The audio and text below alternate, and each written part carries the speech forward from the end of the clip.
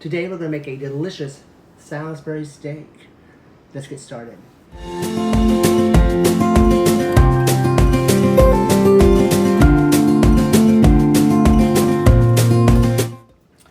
All right, let's go ahead and get started on our Salisbury steaks. To do that, we're going to start off with 7 tablespoons of breadcrumbs. And to that, we're going to add 1/2 cup of milk.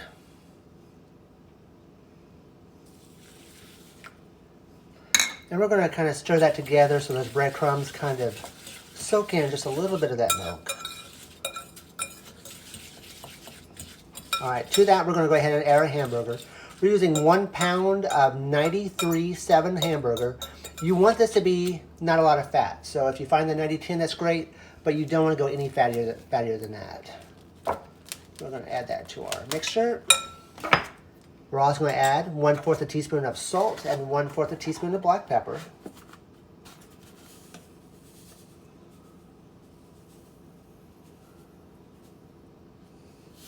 I poured it over the bowl. Probably shouldn't have, but a little extra salt doesn't bother me. I know some people it does. And 1/4 teaspoon of black pepper. And this is where we're going to get our hands dirty. We're just going to mix that all together. And part of that is that you don't want your hamburger to be overly dense. So we just kind of want to mix that together. If you don't have breadcrumbs, you can use potato flakes as a good substitute, or you can actually use regular bread. Just tear it up into really small pieces. All right. Now we're going to make these pretty good size. So we have 1 pound of meat here. We're going to make this into 4 patties. And we're just going to kind of divide that up. Over here on the side, we've got some parchment paper. I used to know a guy, well, I still know him. He made perfect hamburgers every single time. It was crazy. Just go through, pinch it off, and they look the same. I'm not quite that good. I'm more of a home cook. So mine is more irregular. So we put parchment paper on our cookie sheet over here, and then we're going to do that, and we're going to stick that in the refrigerator for roughly 30 minutes up to 4 hours.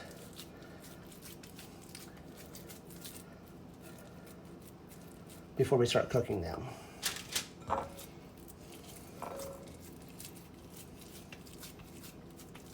All right, let's get these in the refrigerator. We're going to go ahead and get our hamburgers started. They've been in the refrigerator for roughly 30 minutes. To our pan here, we've got it on basically a medium-high heat. We're going to stick 1 tablespoon of butter. We're going to get that melted real quick.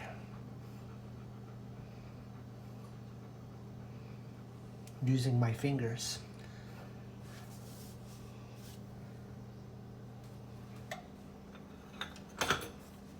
Or this cool little spatula here. I think we've got some links to it on some of our other sites. So take a look at those links.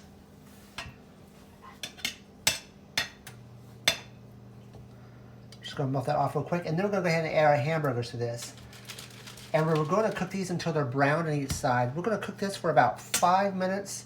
Then we're going to flip them, and we're going to cook them to the other side about 5 minutes. We're going to make sure they're a nice golden brown on both sides. We're going to kind of crowd that in there so we get all 4 burgers in. All right, looks good. All right, we're going to go ahead and cook this 5 minutes, and we're going to flip it over. All right, it's been about 5 minutes. We're going to go ahead and turn those over. I've turned the heat down just a little bit.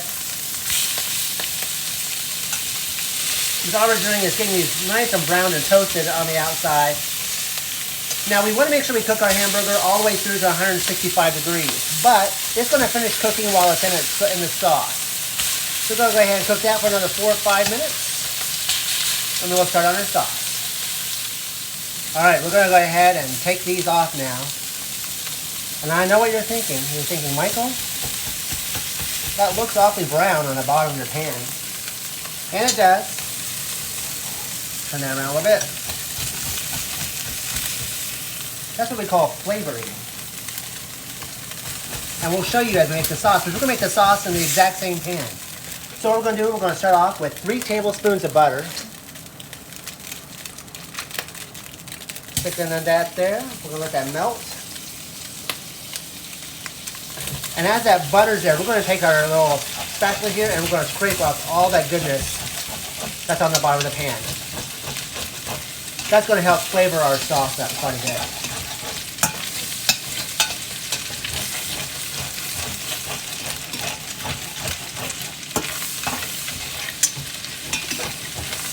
Alright. While that's in there, we're going to go ahead and we've taken 1 onion and we've sliced it to small slices. We're going to stick that in the butter and we're going to let that cook roughly 4 to 5 minutes because our goal is to make sure that that is nice and softened.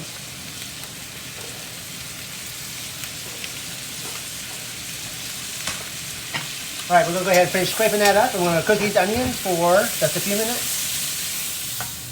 Alright, those look like they've cooked long enough to become nice and wilted. To that, we're going to add 1 pound of sliced mushrooms,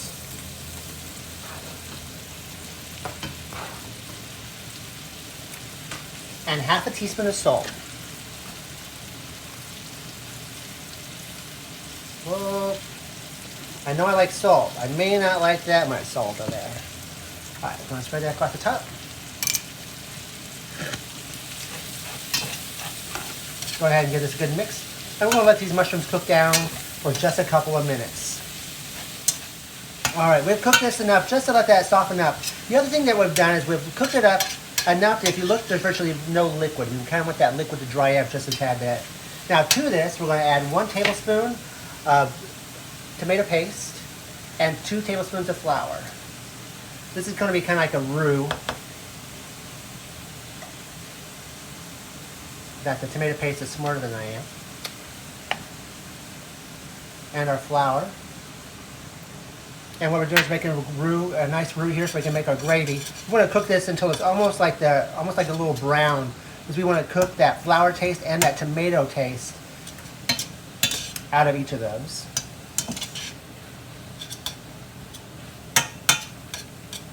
I love the smell of mushrooms and onions and green peppers. I know we don't have green peppers in here, but all that cooking, it smells great.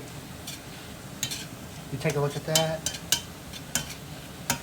It's going to take about 2 minutes or so to cook those flavors out.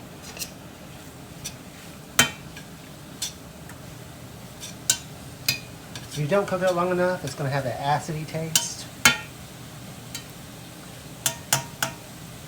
Something that you really don't want.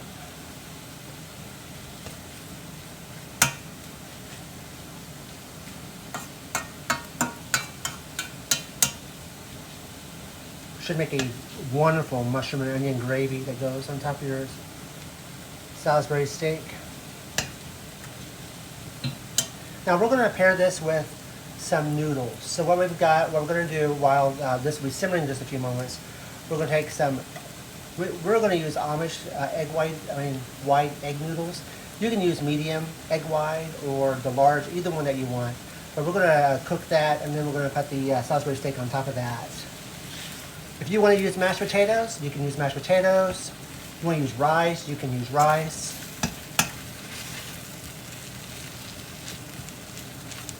This is just kind of what we're wanting to do today.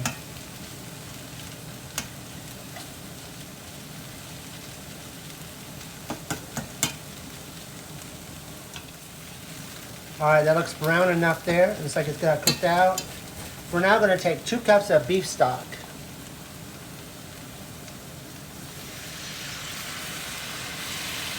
We're going to slowly add that in. We're just going to start with a little bit of there so that way we can take our spatula here and kind of get that up off the bottom. Again, everything that's on the bottom of the pan is flavor. And because this doesn't have a ton of ingredients, you really want to maximize that flavor. Alright, that looks pretty good. I'm going to add the rest of our stock. Now if you want, you can add a little wine to it. And if you add a little red wine to it, you want to make sure that you reduce this down to 1.5 cups of beef broth and 1/2 cup of wine, red wine. All right, we pulled that in there. Like I said, you can add wine if you want. Gives a little bit more complex flavor. I don't really cook with wine that much. I don't like the flavor. I love alcohols. I just don't like the flavor of it. We're going to cook this just for a second here. While that's going, we're going to go ahead and add our beef back into there. Put a little bit of that on top. And we're going to cook this under low heat. Kind of simmer it for roughly 25 to 30 minutes. So we're going to get that started and then put our lid on it. And we're going to simmer that for 25 to 30 minutes. All right, our meat has finished cooking. We've cooked our noodles.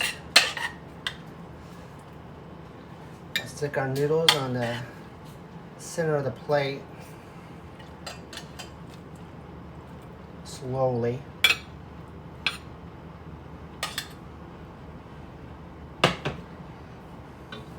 Grab a piece of our Salisbury steak. Stick that in the center there. And then get a big spoonful of our gravy. Pour that right across the top there.